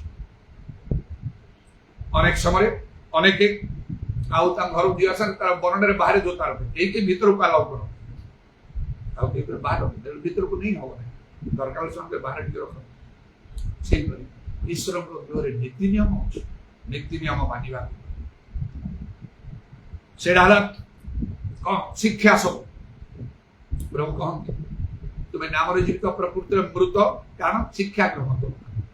ଯଦି ପ୍ରଭୁଙ୍କ ଗୃହକୁ ମଣ୍ଡଳୀକୁ ଆସିବା, ଆପଣ ନୀତି ନିୟମ ମାନିବାକୁ, ଶିକ୍ଷା ମାନିବାକୁ, ତାହେଲେ ଆପଣଙ୍କର ଲାଭ। ସାବଧାନ ବୋଲି କୁହାଯାଉଛି, ଏପାଖ ସେପାଖ ହେଇପାରିବ, ଆଉ ଆପଣଙ୍କ ଲାଭ ହଉ କ୍ଷତି ହଉ, ଆଉ ଆପଣ ପସନ୍ଦ କରନ୍ତୁ ନ କରୁ, ଶିକ୍ଷା ଗ୍ରହଣ କରିବା। ଏକ ଦୁଇରେ ପ୍ରଭୁଙ୍କ ଗୃହରେ ଆସି କଣ ନାଚ ଗୀତ ଡ୍ରାମା ଯାହା ଗତି ଭାବରେ କରିପାରିବେ, ବ୍ୟବସାୟ କରୁନି, ପ୍ରଭୁଙ୍କ ସେବା କରିବାକୁ, ବିଶ୍ୱସ୍ତ ଭାବରେ କରିବାକୁ, ଈଶ୍ୱର ଆତ୍ମାରେ ଆତ୍ମା ସତ୍ୟରେ ସେବା କରିବାକୁ, ଅର୍ଥାତ୍ ପବିତ୍ର ଆତ୍ମାରେ ପରିପୂର୍ଣ୍ଣ ଆମମାନଙ୍କର ସେବା ଆତ୍ମିକ ସେବା ହବାକୁ ହବ। ପବିତ୍ର ଆତ୍ମାରେ ପୂର୍ଣ୍ଣ ହୋଇ, ଆତ୍ମାରେ ଉତ୍ତପ୍ତ ହୋଇ, ଗୀତ ପ୍ରାର୍ଥନା ସବୁ କରି ଆମମାନଙ୍କୁ ପ୍ରଭୁଙ୍କର ସେବା କରିବାକୁ। ଆଉ ପୁଣି କଣ ନା ଆମମାନଙ୍କର ପ୍ରଭୁଙ୍କ ଗୃହ ପ୍ରତି ଗୋଟେ କର୍ତ୍ତବ୍ୟ ଅଛି। ଯଦି ପ୍ରଭୁଙ୍କ ଗୃହକୁ ଆମେ ଆସୁଛୁ, କଣ ସେ କର୍ତ୍ତବ୍ୟ? ନିଜ ଘର ପାଇଁ ଯେପରି ଚାକିରି କରି ଟଙ୍କା ପଇସା ନାହିଁ, କଣ ନିଜ ଘର ପାଇଁ ଖର୍ଚ୍ଚ କରୁଛୁ, ନ ରଖୁଛୁ, ନିଜ ଘର ପାଇଁ ଅନ୍ୟ ଘରକୁ ତ ନାହିଁ, ସେପରି ପ୍ରଭୁଙ୍କ ଗୃହ ପାଇଁ କର୍ତ୍ତବ୍ୟ ମଲାଖୀ ପୁସ୍ତକରେ ଲେଖା ହେଇଛି। ଆମ ଗୃହରେ ଯେପରି ଖାଦ୍ୟ ଦ୍ରବ୍ୟ ରହିବ, ସମ୍ପୂର୍ଣ୍ଣ ଦଶମାଂଶ, ଦାନ ଦଶମାଂଶ ସବୁ ପ୍ରଭୁଙ୍କ ଗୃହରେ ଆମକୁ ଦେବାକୁ, ଉତ୍ସର୍ଗ କରିବାକୁ, ଗୋଟେ ଆତ୍ମିକ ମଣ୍ଡଳୀରେ ଆଉ ଯେପରି ସେପରି ଭାବରେ ନାହିଁ। ଯେ ତୁମେ ଉଷ୍ଣ ନୁହ, ସେ କଣ ଈଶ୍ୱର ଦୂଷଣ ମୁଖ ଉଦ୍ଗାର କରିବା, ଏଇ ପ୍ରକାର ଲାଉଦିକା ମଣ୍ଡଳୀ ହେଲେ ଚଳିବ ନାହିଁ। ଶିକ୍ଷା ଆଉ ଯେମିତି ଦିଆହଉଛି ସେଟା ଗ୍ରହଣ ନ କରିକି ସେଇ ଆଉ ସାର୍ଥୀ ମଣ୍ଡଳୀ କରି ହେଲେ ଚଳିବ ନାହିଁ, ଏଥିସି ମଣ୍ଡଳୀ କରି ହେଲେ ଚଳିବ ନାହିଁ। ଯିଏ ଖାଦ୍ୟ ପ୍ରେମ ତ୍ୟାଗ କରି ଗୋଟେ ଆତ୍ମିକ ମଣ୍ଡଳୀ ହବାକୁ ହବ। ସ୍ମରଣା ଅନ୍ୟାନ୍ୟ ମଣ୍ଡଳୀ ବିଷୟରେ ଯୋଉ ପ୍ରଶଂସା କରାଯାଇଛି, ସେଇପରି ଗୋଟେ ଆତ୍ମିକ ମଣ୍ଡଳୀରେ ଆମକୁ ଲାଗି ରହିବାକୁ ହବ। ବିଶ୍ୱସ୍ତ ଭାବରେ ପ୍ରଭୁଙ୍କର ସେବା କରି, ପବିତ୍ର ଆତ୍ମାରେ ପରିପୂର୍ଣ୍ଣ ହୋଇ, ତାର ନୀତି ନିୟମ ସବୁ ମାନେ ଅର୍ଥାତ୍ ଶିକ୍ଷା ଗ୍ରହଣ କରି, ତିନିରେ ଗୋଟେ କର୍ତ୍ତବ୍ୟ ଅଛି। ଯଦି ଆଉ ପ୍ରଭୁଙ୍କ ଗୃହକୁ ଆମେ ଆସୁ, କିନ୍ତୁ ଦାନ ଦଶମାଂଶ ଗୁଡାକ ମିନିମମ୍ ଦଶମାଂଶ ଯଦି ନ ବାଇବେଲ ଲେଖା ତ ପ୍ରଭୁଙ୍କ ଦ୍ରବ୍ୟ ଚୋରି ହଉଛି। ତେଣୁ ଆଉ ଯୋଉମାନେ ମୋର ଏଇ କଥା ଶୁଣୁଛନ୍ତି ଅନଲାଇନରେ ମଧ୍ୟ, ଯଦି ଆପଣଙ୍କର ଆୟର ଦଶମାଂଶ ଦଉନାହାନ୍ତି, ପ୍ରଭୁଙ୍କ ଠାରୁ ଅନୁଗ୍ରହ ଆଶୀର୍ବାଦ ପାଇବେ ବୋଲି ଆଶା କରନ୍ତୁ ନାହିଁ। ଆପଣଙ୍କର ପ୍ରାର୍ଥନା ଶୁଣିବାକୁ ପ୍ରଭୁଙ୍କର କୌଣସି ସନ୍ତୋଷ ନାହିଁ। ପ୍ରଭୁଙ୍କ ଲୋକମାନଙ୍କୁ ଦେଖି ସମସ୍ୟା ସମୟରେ ଆପଣ ଖୋଜିବେ, ମତେ ମଧ୍ୟ ଖୋଜିବେ, ପ୍ରାର୍ଥନା କରନ୍ତୁ, ଆପଣ ଦଶମାଂଶ ଦଉନାହାନ୍ତି, ମୋ ପ୍ରାର୍ଥନାକୁ ମଧ୍ୟ ପ୍ରଭୁ ଗ୍ରହଣ କରିବେ ନାହିଁ। ମୁଁ କଣ ପ୍ରଭୁଙ୍କର ବାକ୍ୟକୁ ବଦଳେଇ ଦେବି, ଅନ୍ୟଥା କରିବି? ବେଳେ ବେଳେ କହେ ମଧ୍ୟ ପ୍ରଭୁଙ୍କ ବାକ୍ୟ ଦ୍ୱାରା କିଛି କଥା କହିଲା କିପରି ଆମର କର୍ତ୍ତବ୍ୟ କରିବାକୁ, ଆୟର ଦଶମାଂଶ ଦେବାକୁ, ନହେଲେ ପ୍ରଭୁ ଦ୍ରବ୍ୟ ଯୋଉ ତା ପାଇଁ ଦଣ୍ଡ ଅଛି, ତା ପାଇଁ ଆଶୀର୍ବାଦ। କିନ୍ତୁ ବର୍ତ୍ତମାନ ଆମେ ନୂତନ ନିୟମରେ ଦଶମାଂଶରେ ଖାଲି ନାହିଁ, ଆମକୁ ଅଧିକ କରିବାକୁ ହବ। ନୂତନ ପୁରାତନ ନିୟମରେ ଦଶମାଂଶ ଏବେ ବହୁତ ପ୍ରେରିତ 4 ପର୍ବରେ ଦେଖନ୍ତୁ, ଲୋକମାନେ ଗୃହ ଜମି ବିକ୍ରୟ କରିକି ଦଉଥିଲେ, ପ୍ରେରିତ ମାନଙ୍କର ପାଦ ତଳେ ଥଉଥିଲେ। ଏଇଟା ବର୍ତ୍ତମାନ କର୍ତ୍ତବ୍ୟ, କାରଣ ପ୍ରଭୁଙ୍କର ଶେଷ ସମୟ ଥିବାରୁ ସୁସମାଚାର ପ୍ରଚାର ସମୁଦାୟ ଜଗତରେ ହବାକୁ ପଡିବ। ପୁରାତନରେ ଏଇ କଥା କୁହାଇ ନଥିଲା। ଯୀଶୁ ଏବେ କହିଲେ ନୂତନ ନିୟମ ଶେଷ ସମୟ ସୁସମାଚାର ପ୍ରଚାର କେମିତି ହବ? ଆପଣ ଘରେ ବସି ଚାରିଆଡେ କରିବେ, ସମୁଦାୟ ଜଗତକୁ ଯାଅ ବୋଲି କହିଲେ, ଯିବା କହିଲେ, ଆଉ କେତେ ବିଷୟ ଆବଶ୍ୟକ, ବସରେ, ଟ୍ରେନରେ, ପ୍ଲେନରେ, ଦୂର ଯିବାବେଳେ ଟଙ୍କା ପଇସାର ଦରକାର। ଯେଉଁମାନେ ପ୍ରଭୁଙ୍କ ଠାରୁ ଆହ୍ୱାନ ପାଇଛନ୍ତି, ସ୍ୱାଧୀନ ଭାବରେ କାର୍ଯ୍ୟ କରୁଛନ୍ତି, ତା ମଧ୍ୟରେ ମୁଁ ଜଣେ। ସେଇପରି ଲୋକମାନେ କେବଳ ଏ ଦାନ ଦଶମାଂଶରେ କେବଳ ଚଳନ୍ତି। ମୁଁ ମଧ୍ୟ ତା ଛଡା ମୋର ଦ୍ୱିତୀୟ ସୋର୍ସ ନାହିଁ। କେମିତି ଦୂର ଦୂର ସ୍ଥାନକୁ ଯିବି? যাই প্রভুঙ্কর কার্য করি পরিবার তো খাইবে পিবে সে রহিবে ঘর ভড়া ইত্যাদির সব আবশ্যক তা ছড়া কেতেকে পুনি সেମାନଙ୍କ মধ্যে মু অছি স্বাধীন ভাবে কার্য মଣ୍ଡଳୀ ସବୁ ସ୍ଥାପନ ହେଇଛି ସେ ମଣ୍ଡଳୀ ସବୁ ଦେଖିବାକୁ ହଉଛି ତାର ତତ୍ତ୍ୱ ନେବାକୁ ହଉଛି ପାଷ୍ଟର ପ୍ରଚାରକ ମାନେ ସବୁ ନିଯୁକ୍ତ ଅଛନ୍ତି ଆଉ ସେ ଏସବୁ ପାଇଁ ତ କିଛି ଅର୍ଥର ଆବଶ୍ୟକ ଯୋଉଟା ପାଇଁ ମୁଁ ଏମିତି ବିଶ୍ୱାସ ଚାଲୁଛି କୌଣସି ସଂସ୍ଥାରେ ମୁଁ ନାହିଁ ଯଦି ବା ମତେ ଅନେକ ସୁଯୋଗ ଥିଲା ମୁଁ ସେସବୁ ଯୋଗ ଦେଇନାହିଁ କାର୍ଯ୍ୟକାରୀ ବେତନ ଯୋଗ୍ୟ କହିକି ମୁଁ ଏଲିଓଙ୍କ ସଦୃଶ୍ୟ ହେବା ନିମନ୍ତେ ଆଉ ସେ ପ୍ରେମତା ଶିଷ୍ଟ ଥରେ ଯେତେବେଳେ କହିଲେ ଏଲିଓ ବିଶ୍ୱସ୍ତରେ କାଉର ଭାବନା ମୋ ଭିତରୁ ଚାଲିଲା ସେଇପରି ପ୍ରଭୁ ମଧ୍ୟ ସେପରି ମଧ୍ୟ ଚାହିଁଛୁ କିନ୍ତୁ 40 ବର୍ଷରୁ ଉର୍ଦ୍ଧ୍ୱ ସମୟ ହେଲା ସେ ମଣ୍ଡଳୀ ସବରେ ନିଯୁକ୍ତ ଥିବା ବାଳକ ପ୍ରଚାରକ ମାନେ ଗୋଟିଏ ମାସରେ ମୁଁ ମୋର ଯୋଉ ଆର୍ଥିକ ସାହାଯ୍ୟ ପଠାଏ ବନ୍ଦ କରିବି ନିଜେ ଏତେ ସବୁ ଚଳି କରି କେମିତି କଣ ଗୋଟିଏ ମାସରେ ମୁଁ 1,00,000 ଟଙ୍କା ପାଏ ସେଠି ତ ମୁଁ ପାଇନାହିଁ କେବେ କେମିତି ଲାମସାମ ମଧ୍ୟ ପ୍ରଭୁ ଦେଇଥାନ୍ତି କେବଳ ଦଶମାଂଶରେ ତ ହବ ନାହିଁ ମଣ୍ଡଳୀର ଦାନ ଯାହା ହଉଛି ତ ତାହା ଅତି ମିନିମମ୍ ଯାହା 3,000 ଟଙ୍କା ଭିତରେ ହୁଏ ମାସରେ ମତେ ପଠେଇଲା ବେଳକୁ ବହୁତ ପଇସା 15,000 ପରେ ମତେ ପଠେଇବାକୁ ହଉଛି ପ୍ରତ୍ୟେକ ମାସରେ କାହାକୁ ତ ମୁଁ ମାଗୁନି କଣ କରିବି ଦଶମାଂଶରେ ହଉନି ସବୁବେଳେ 10% ନା ମୁଁ ବଢେଇବି ମିନିମମ୍ 20% କଲି 10,000 ଟଙ୍କାରେ 1,000 ଟଙ୍କା ବେଳକୁ 9,000 ରହିବ କଷ୍ଟ ଲାଗିବ 10,000 ଟଙ୍କା ବେଳକୁ ଯେତେବେଳେ 2,000 ଯାଇକି 20% ହେଲେ 2,000 ଯାଇକି 8,000 ଲାଗିବ ରହିବ ପାଖରେ କେମିତି ଲାଗିବ ମୁଁ ସେଇ ସାକ୍ରିଫାଇସ୍ କରୁଛି ବର୍ଷ ବର୍ଷ ଧରି 20% ନାହିଁ 20% ପ୍ଲସ୍ ଆହୁରି ତା ଦ୍ୱାରା ମିଶେଇକି ମତେ ତା ବାହାରେ ମୋର ମାନକ ଇତ୍ୟାଦି ସବୁ ଥାଏ ମତେ କିଛି ଏବେ ଚିନ୍ତା ପଡୁନାହିଁ ଆଉ ମୁଁ ରଖିକି ମୁଁ এই সময় কেমিতি এই সময় পঠাউଛନ୍ତି ଆପଣ ତ କୁଆଡେ ପାରି ପାରୁନାହାନ୍ତି ମୋ ନିଜର ମୁଁ କରୁଛି କାହିଁକି ଲେଖା ହଉଛି ଦାନ କର ଦାନ ଦିଆଯିବ ତ ଯେତେବେଳେ ମୁଁ ସେମିତି କରୁଛି ପ୍ରଭୁ ମୋ ପାଇଁ ତଦନୁସାରେ ମତେ ଦଉଛନ୍ତି ଆମର ଗୋଟେ କର୍ତ୍ତବ୍ୟ ଅଛି ପ୍ରଭୁଙ୍କ ଗୃହ ପାଇଁ ଖାଲି ପାଇବା ପାଇବା ପାଇବା ନାହିଁ ପ୍ରଭୁଙ୍କ ଗୃହକୁ ଦବା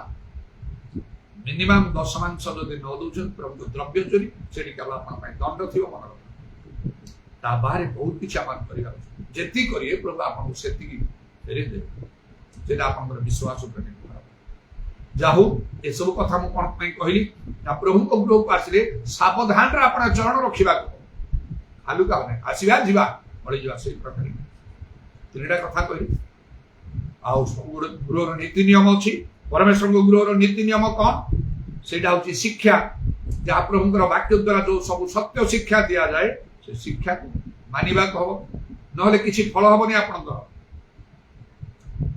ଆଉ ଜାଗତିକ ଭାବରେ ପାଠ ନ ପଢି ଜଣେ ଚାକିରି କରିବ କହିବ ବଡ ଲୋକ ହେଇପାରିବ କି କେବେ ପଚାରିବେ କେତେ ପାଠ ପଢିଛ ତୁମର ଯୋଗ୍ୟତା କଣ ନା ମୁଁ ବ୍ୟାଙ୍କରେ ଚାକିରି କରି ଆଉ ପରୀକ୍ଷା ଦିଅ ପରୀକ୍ଷା ଦେବ ସାର୍ଟିଫିକେଟ ପ୍ରଥମେ ଦେଖାଅ ଯଦି ଆପଣ ଆଉ ଅଣ୍ଡର ଗ୍ରାଜୁଏଟ ଥିଲେ ଗ୍ରାଜୁଏସନ ନଥିବ ତାଠୁ ତଳ ଦେଖିବେ ପ୍ରଶ୍ନ ଉଠୁନାହିଁ ସମସ୍ତେ ଅନେକ ବଡ ବଡ ଆଖି କରି ଲଜ୍ଜା ଅପମାନ ନାଇଁ ତମର ଗ୍ରାଜୁଏସନ ସାର୍ଟିଫିକେଟ ନାହିଁ ମୁଁ ଗ୍ରାଜୁଏଟ ଏଠି କଣ ଆସ ଦୌଡ଼ିବେ ଏକଦମ ଆପଣ ସେ ଭିତରକୁ ଛାଇ ମାରି ପାରିବେନି ସେ ଠିକ ସେମିତି ପ୍ରଭୁଙ୍କ ଗୃହର ଯୋଗ୍ୟତା ବାକ୍ୟ ଶିକ୍ଷାକୁ ମାନିବା ଆପଣଙ୍କ ଏ ଶିକ୍ଷା ମୋର ନାହିଁ ଏଇଟା ପେଣ୍ଟିକସ୍ ମଣ୍ଡଳୀର ଶିକ୍ଷା ଠିକ ଅଛି ତାହେଲେ ହୋଇଯାଆନ୍ତୁ ସେ ପେଣ୍ଟିକସ୍ ମଣ୍ଡଳୀର ଭୁକ୍ତ ହେଇଯାଆନ୍ତୁ ଯୋଉମାନେ ଶିକ୍ଷା ମାନୁଛନ୍ତି ସେ ମୁଁ ନିଜକୁ କେବେ ପେଣ୍ଟିକସ୍ ମଣ୍ଡଳୀ ବୋଲି କହେ ନାହିଁ ସେଠିକା ଲୋକ ବୋଲି ମୁଁ କହିନି ସେଠି ପାଷ୍ଟର ବୋଲି ମୁଁ କହିନି ପ୍ରେରିତିକ ଶିକ୍ଷା ସେମାନେ ମାନିଲେ ସେମାନଙ୍କ ପାଇଁ ଖାଲି ଥିଲା ଆମ ପାଇଁ ନାହିଁ ସେଇଟା ସମସ୍ତଙ୍କ ପାଇଁ ତାହେଲେ ପ୍ରଭୁ ଖୁସି ହେବେ ପ୍ରଭୁଙ୍କର କଣ ସନ୍ତୋଷ ଅନୁସନ୍ଧାନ କର ତାପରେ ବିଶ୍ୱସ୍ତ ଭାବରେ ସେବା ନିୟମିତ ପବିତ୍ର ଆତ୍ମାରେ ପୂର୍ଣ୍ଣ ହୋଇ ଆତ୍ମିକ ସେବା କାର୍ଯ୍ୟ କରିବାକୁ ଏବଂ ଆପଣଙ୍କର ଗୋଟିଏ କର୍ତ୍ତବ୍ୟ ରେସ୍ପନ୍ସିବିଲିଟି ଅଛି ଦାୟିତ୍ୱ ଅଛି ଆଉ ଗୋଟିଏ ହେଲା ଆଉ টিচিং শিক্ষা তারপরে স্পিরিচুয়াল সার্ভিস আত্মিক সেবা বিশ্বস্ত ভাবে আত্মারে পরিপূর্ণ হই আর রেসপন্সিবিলিটি দায়িত্ব প্রভুଙ୍କ গৃহ প্রতি দান দশমাংশ ইত্যাদি আকারে আমার দায়িত্ব ଅଛି ସେତେବେଳେ ପ୍ରଭୁ କହିଲେ ଆମେ ରକ୍ଷା ପାଇଁ ସ୍ଥାନ ନିଅନ୍ତି ଆମେ ଆଶୀର୍ବାଦ ଦୃଷ୍ଟି ବସେଇବା ପାଇଁ ପରୀକ୍ଷା ପ୍ରଭୁଙ୍କର ଧନ୍ୟବାଦ ହଉ ଆଜି ପ୍ରଭୁଙ୍କର ବାକ୍ୟ ଆମେ କଣ କରୁଛୁ କୋଉଠି ବାସ କରୁଛୁ ପ୍ରଭୁଙ୍କ ଗୃହକୁ ଆମେ ସଦାପ୍ରଭୁଙ୍କୁ ଆମେ ଆପଣ ବାସସ୍ଥାନ କରିଛୁ ମଣ୍ଡଳୀ ଆମ ପାଇଁ ଗୋଟେ ବାସସ୍ଥାନ ହେଇଛି ଯୋଉଠି ଆମକୁ ସବୁଦିନ ରହିବା କଥା ପ୍ରଭୁ ଦେଖିବା ପାଇଁ ଚାହାନ୍ତି ତାହେଲେ ଆମମାନଙ୍କର ମଙ୍ଗଳ ହବ ଖାଲି ମଙ୍ଗଳ କର କଲେ ହବ ନାହିଁ ପ୍ରଭୁଙ୍କ ଗୃହରେ ବାସ କରନ୍ତୁ। ଲେଖା ହେଇଛି ତାଙ୍କ ଗୃହର ଉତ୍ତମ ଦ୍ରବ୍ୟରେ ସେ ପରିତୃପ୍ତ କରିବେ। ଆପଣ ଯଦି କ୍ଷୁଧିତ ତୃଷିତ ହେଇକି ଅଛନ୍ତି, ପରିତୃପ୍ତ ହେଇନାହାନ୍ତି, ସମୟ ଆସୁଛି ଆପଣ ପରିତୃପ୍ତ ହେବେ। ପ୍ରଭୁ ତାଙ୍କର ନିରୂପିତ ସମୟରେ କାର୍ଯ୍ୟ କରିବେ। ଅବ୍ରାହମଙ୍କ ପାଇଁ ତ ଅନ୍ୟଥା କଲେ ନାହିଁ, 100 ବର୍ଷ ଆପଣ ତାଙ୍କୁ ଛାଡ଼ିଲେ, ଆପଣଙ୍କୁ କୋଉଠି ଛାଡ଼ିବେ? ଆମେ କଣ ସେ ଅବ୍ରାହମ ହେଇଛୁ? ମାତ୍ର ଆମକୁ ହବାକୁ ମଧ୍ୟ ତାଙ୍କ ସମୟ ପହଞ୍ଚିଲେ ସେ କାର୍ଯ୍ୟ କରିବେ। ଆଉ ସେ କାର୍ଯ୍ୟ କଲେ କେହି ଅନ୍ୟଥା କରିପାରିବନି। ଆଉ ଆମେ କହିବା ଏହା ସଦାପ୍ରଭୁଙ୍କର କଥା, ଏହା ଆମମାନଙ୍କ ଦୃଷ୍ଟିରେ ଆଶ୍ଚର୍ଯ୍ୟ। ଗୀତ ସଂହିତା 118 ପର୍ବର 23 ପଦ ଅନୁସାରେ। ଏବଂ ଆଜି ଦେଖିଲୁ ସେ ଆରମ୍ଭ ପଦରେ ଯାହା ସେ ଗୀତ ସଂହିତା 84 ପର୍ବର 4 ପଦ ଲେଖିଲା, blessed R they that dwell in thine house। ଯୋଉମାନେ ସଦାପ୍ରଭୁଙ୍କ ଗୃହରେ ବାସ କରନ୍ତି ସେ ଲୋକମାନେ ଧନ୍ୟ। ବ୍ଲେସ୍ଡ ମାନେ ସେମାନେ ଆଶୀର୍ବାଦ ପ୍ରାପ୍ତ ଲୋକମାନେ। ସେହିପରି ଭାବରେ ଆପଣ ମଧ୍ୟ ଆଶୀର୍ବାଦ ପ୍ରାପ୍ତ ହେଇପାରିବେ ଯଦି ପ୍ରଭୁଙ୍କ ଗୃହରେ ଆଉ ଆପଣ ବାସ କରିବେ। ହାଲେଲୁୟା, ପ୍ରେଜ୍ ଦ ଲର୍ଡ। ଉଦାରବାଣୀ ଖାରବା ଶାକାଲାରବା। ପ୍ରଭୁ ତୁମ ନାମର ପ୍ରଶଂସା ଗୌରବ ଯୁଗେ ଯୁଗାଦିର ସମୟ ପାଇଁ ଧନ୍ୟବାଦ। ସୁଯୋଗ ନିମନ୍ତେ ଧନ୍ୟବାଦ ପ୍ରଭୁ। ହୋଲି ହୋଲି ହୋଲି ହୋଲି ହୋଲି ହୋଲି ହୋଲି ହୋଲି ହୋଲି ହୋଲି ହୋଲି ହୋଲି ହୋଲି ହୋଲି। ତୁମ ବାକ୍ୟ କେବେ ଅନ୍ୟଥା ହୋଇପାରିବ ନାହିଁ। ଉଦାରବାଣୀ ଖାରବାନ୍ଦର ପରମେଶ୍ୱରଙ୍କ ଗୃହ ଅର୍ଥାତ୍ ମଣ୍ଡଳୀରେ ଆମମାନଙ୍କୁ ଲାଗି ରହିବାକୁ ହବ। ମଣ୍ଡଳୀ ସଭାରେ ଏବଂ ନୀତି ନିୟମ ଅନୁସାରେ ଆମମାନଙ୍କର କର୍ତ୍ତବ୍ୟ ସମ୍ବନ୍ଧରେ ସଚେତନ ହୋଇ ତେବେ ଆମମାନଙ୍କର ମଙ୍ଗଳ ହବ। ଉରବାତ୍ରା ମାନେ ଖାରବା ଶାକାଲାର ମାନେ ଖାରବା। ଯଦି ଆମମାନଙ୍କର ମଙ୍ଗଳ ହେଇନାହିଁ ତାର ଅର୍ଥ ନାହିଁ ଯେ ତାହା ହବ ନାହିଁ। ସେଇ ଦର୍ଶନ ନିରୂପିତ କାଳର ଆକାଂକ୍ଷା କରେ ବୋଲି ଲେଖା ହେଲା। ଇଦରବାସା ମାନେ କୁଲାରା ମାନେ ଯାତ୍ରା ମାନେ ଖାରବନ୍ଦର। ଆମମାନଙ୍କ ପାଖରେ ମଧ୍ୟ କେତେକ ସ୍ୱପ୍ନ ଦର୍ଶନ ଭାବାଣୀ ଥିବା ଆମମାନଙ୍କର ମଙ୍ଗଳ ନିମନ୍ତେ, ଆମର ଭବିଷ୍ୟତ ମଙ୍ଗଳ ନିମନ୍ତେ। ଯେପରି ତୁମେ କହିଲ ସେମାନଙ୍କର ଭବିଷ୍ୟତ ମଙ୍ଗଳ ପାଇଁ এই 40 ବର୍ଷ ପର୍ଯ୍ୟନ୍ତ ପ୍ରାନ୍ତରେ ଆମେ ସେମାନଙ୍କୁ ଗମନ କରାଉଛୁ, ସେମାନଙ୍କୁ ନମ୍ର କରିବାକୁ, ସେମାନଙ୍କୁ ପରୀକ୍ଷା କରିବା। ଇରାବାତ୍ରା ମାନେ ଖାରବାସାବାରା କାଲାରା ମାନେ ଖାରବନ୍ଦଲର। ଧନ୍ୟ ଧନ୍ୟ ତୁମ ନାମ, ଧନ୍ୟ ତୁମ ନାମର ଧନ୍ୟବାଦ ଧନ୍ୟବାଦ ଧନ୍ୟବାଦ। ଯୀଶୁଙ୍କ ନାମରେ ଦୟା ଆମମାନଙ୍କୁ ପରମେଶ୍ୱରଙ୍କ ଗୃହରେ ବାସ କରିବାକୁ, ମଣ୍ଡଳୀରେ ଆମମାନଙ୍କୁ ବାସ କରିବାକୁ, ରୋପିତ ହବାକୁ ହବ। ପ୍ରତ୍ୟେକ ଦିନ ଯେପରି ସେମାନେ କରୁଥିଲେ ଆମମାନଙ୍କୁ ବିଶ୍ୱସ୍ତ ଭାବରେ କରିବାକୁ। ତହିଁରେ ହିତୋପଦେଶ 28-20 ଅନୁସାରେ ଯୋଉ ଲେଖା ହେଉଛି, ଆଉ ବିଶ୍ୱସ୍ତ ଲୋକ ଆଶୀର୍ବାଦରେ ବର୍ଦ୍ଧିଷ୍ଣୁ, ଯେଉଁମାନେ ତୁମ ଗୃହରେ ବାସ କରନ୍ତି ସେ ଲୋକମାନେ ଧନ୍ୟ। Blessed R they। ହାଲେଲୁୟା, ପ୍ରେଜ୍ ଦ ଲର୍ଡ। ଯୀଶୁଙ୍କ ନାମରେ, ଯୀଶୁଙ୍କ ନାମରେ ଦୟା। ଯାହା କିଛି ଆମମାନଙ୍କୁ ଋଣ ଅଂଶଟା ବିଷୟ ଅଛି ପ୍ରଭୁ, ପୁନରୀକ୍ଷଣ ପ୍ରାର୍ଥନା କରୁଛୁ। ଏବଂ ତୁମେ ଆମମାନଙ୍କୁ ସାହାଯ୍ୟ କର, ଯେପରି ଯେପରି ତୁମେ ଯାହା ତୁମ ଇଚ୍ଛା ଅନୁସାରେ ତୁମର ସନ୍ତୋଷଣ କାର୍ଯ୍ୟ କରିବ। ଆଜି ଭୋର ସମୟର ସେଇ 2ଟି ଦର୍ଶନ ପାଇଁ, ସ୍ୱପ୍ନ ଦର୍ଶନ ପାଇଁ ତୁମ ନାମକୁ ଧନ୍ୟବାଦ ଦେଉଛି। ସେ ଭୟଙ୍କର ଅରଣା ମହିଷ ଗୁଡାକ କେମିତି ମାଡ଼ି ଆସୁଛନ୍ତି, ଯେତେବେଳେ ଗୋଟିଏ ମାଡ଼ିକି ଆସିଲା ମୋ ନିକଟକୁ, କେମିତି ମୁଁ ତାକୁ ଗୋଟେ କଣ୍ଢେଇ କରି ଧରିଲି ଆଉ ଦୂରକୁ ଫିଙ୍ଗିଦେଲି। ତାର କୌଣସି ଶକ୍ତି ରହିଲା, ତାର ପତା ସତା ରହିଲା ନାହିଁ, ବଞ୍ଚି। ତାହା ପବିତ୍ର ଆତ୍ମାଙ୍କର କାର୍ଯ୍ୟ, ଯେଉଁ ପବିତ୍ର ଆତ୍ମାଙ୍କର କାର୍ଯ୍ୟ କରିବା ପାଇଁ ମୁଁ ସବୁବେଳେ ତାକୁ ଗୁରୁତ୍ୱ ଦେଇଥାଏ। ଏକା ଏକା ଥିବା ସେ ମଧ୍ୟ ଚିନ୍ତା କରେ କିପରି ଭାବରେ ତାକୁ ଆହୁରି ବଢିବାକୁ, ପିତର ପାଉଲଙ୍କ ସଦୃଶ କାର୍ଯ୍ୟ କରିବାକୁ ହବ। ଆଦ୍ୟ ମଣ୍ଡଳୀ ତୁ ଦାରାମାନି ଖାରବାତ୍ରା ମାନେ। ଆଉ ବିଶେଷ ପୁନର୍ବାର ପ୍ରଭୁ ଯୀଶୁ ତୁମର ସେ ବିଶେଷ ଦର୍ଶନ ପାଇଁ ତୁମର ପାଦକୁ ଧରିବା, ପ୍ରଣାମ କରିବା, ସେ କଣ୍ଟାର ଚିହ୍ନକୁ ଦେଖିବା ଏବଂ ଆତ୍ମିକ ଦାନ ଗୁଡାକ ଯାହା ମତେ ତୁମେ ଦେଇଛ, ମୁଁ ପାଇଛି ସେ 9ଟା ଦାନ, ଯାହାକୁ ଆଉ ଯଥାର୍ଥ ରୂପେ, ଯତ୍ନ ସହକାରେ ଏବଂ ଯଥେଷ୍ଟ ଭାବରେ ବ୍ୟବହାର କରିବା ପାଇଁ ମୁଁ ତୁମ ନିକଟରେ ମାଗିଲି। କହିଲି ମତେ ସେଇ ଶକ୍ତି ଦିଅ, ସେପରି ମତେ ସାହାଯ୍ୟ କର। ଆଉ ତୁମେ ମୋର ମସ୍ତକରେ ତୁମର ଦକ୍ଷିଣ ହସ୍ତ ରଖିଲ। ତୁମର ମୁଖରୁ ଆଉ ପ୍ରଭୁ ତୁମେ ସେଇ କଥା ମୁଁ ସ୍ପଷ୍ଟ ରୂପେ ମୁଁ ବୁଝିପାରିଲି, କହିଲେ ତାକୁ ବ୍ୟବହାର କର। ସେଥିପାଇଁ ତୁମର ଧନ୍ୟବାଦ ଦଉଛି।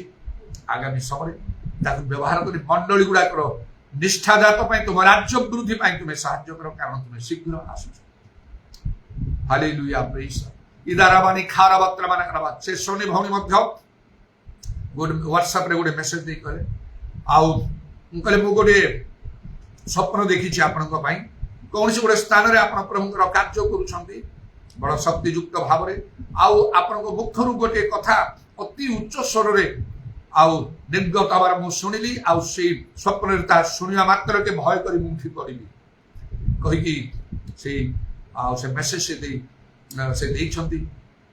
ଆଉ ସେ କହିଲେ ତାହା ଥିଲା ଯାହା ଆପଣ ମୁଖରୁ ଦୃଢ଼ ଭାବରେ, ଆଉ ସେ ମୁଖରୁ ନିର୍ଗତ ହେଲା ସେଇ କଥା ଏପରି ଥିଲା ନରକର ବଳ ପରାଜୟ କରିବ ନାହିଁ। ହାଲେଲୁୟା, ପ୍ରେଜ୍ ଦ ଲର୍ଡ। ଉଦାରା ଶାଖା ବାନିଆ ତରାବାନି ଖାରବ ତ୍ରାମାନା କାରବା। ମୁଁ ମଧ୍ୟ ଅନେକ ସମୟରେ କହିଥାଏ ନରକର ବଳ ପରାଜୟ କରିବ ନାହିଁ। ହାଲେଲୁୟା, ପ୍ରେଜ୍ ଦ ଲର୍ଡ। ଯେଉଁ ମଣ୍ଡଳୀ ତୁମେ ସ୍ଥାପନ କରିଛ ନରକର ବଳ ତାକୁ ପରାଜୟ କରିବ ନାହିଁ। ଆମମାନଙ୍କର ମଣ୍ଡଳୀ ସେପରି ହେବା ଆବଶ୍ୟକ। ସେପରି ମଣ୍ଡଳୀ ଆମେ ଗଢ଼ିବା ଦରକାର। ନାହିଁ ଯେ କେବଳ ଲୋକମାନଙ୍କୁ ଗ୍ୟାଦର କରିଦେବା, କ୍ୱାଣ୍ଟିଟିରେ ନୁହେଁ କ୍ୱାଲିଟିରେ, ଯାହାକୁ ନରକର ବଳ ପରାଜୟ କରିବ ନାହିଁ। ହାଲେଲୁୟା। ଆଜି ମଧ୍ୟ ମୋର ସ୍ୱପ୍ନ ସେପରି, ଏତେ ସଂଖ୍ୟାରେ ଶରଣ ମଣିଷ ଗୁଡ଼ାକ, କିନ୍ତୁ ଯେତେବେଳେ ସେ ଗୋଟେ ମାଡ଼ି ଆସିଲା, ଗୋଟିଏ କଣ୍ଢେଇ କରି ଧରି ତାକୁ କୁଆଡ଼େ ମୁଁ ଫିଙ୍ଗିଦେଲି, ତାଠାରେ କୌଣସି ଶକ୍ତି ନଥିଲା। ହାଲେଲୁୟା, ପ୍ରେଜ୍ ଦ ଲର୍ଡ। ଆମକୁ ପ୍ରତ୍ୟେକଙ୍କୁ ତୁମେ ଦୟା କର। ତୁମର କଣ୍ଟା ବିଧା ପାଦକୁ ପ୍ରଣାମ ଚୁମ୍ବନ କରି ଏବଂ ତୁମର ହସ୍ତରେ ଆମମାନଙ୍କର ଶରଣାତ୍ମା ସବୁ ସମର୍ପଣ କରି ଶୁଣିଲ ବୋଲି ଧନ୍ୟବାଦ ଦେଇ ନିତ୍ୟ ଜୀବିତ ପ୍ରଭୁ ଯୀଶୁ ଖ୍ରୀଷ୍ଟଙ୍କ ନାମରେ ଏହି ପ୍ରାର୍ଥନା କରୁଛି। ଆମେନ୍। ଦୁଇ ହାତ ଉପରକୁ ଉଠାନ୍ତୁ। Celebrate, celebrate, celebrate the victory of the Lord. Celebrate, celebrate, celebrate the victory of the Lord. For he has done mighty things yet again. He has done mighty things yet again. He has done mighty things yet again. Celebrate the victory of the Lord. पिता ईश्वरଙ୍କର ପ୍ରେମ ପ୍ରଭୁ ଶ୍ରୀକୃଷ୍ଣଙ୍କର ଅନୁଗ୍ରହ ପବିତ୍ର ଆତ୍ମାଙ୍କର ସହାୟତା ପ୍ରଭୁ ଯୀଶୁଙ୍କର ଗୌରବମୟ ପୁନରାଗମନ ପର୍ଯ୍ୟନ୍ତ ଆମ ସମସ୍ତଙ୍କର ସହାୟତା। ଆମେନ୍।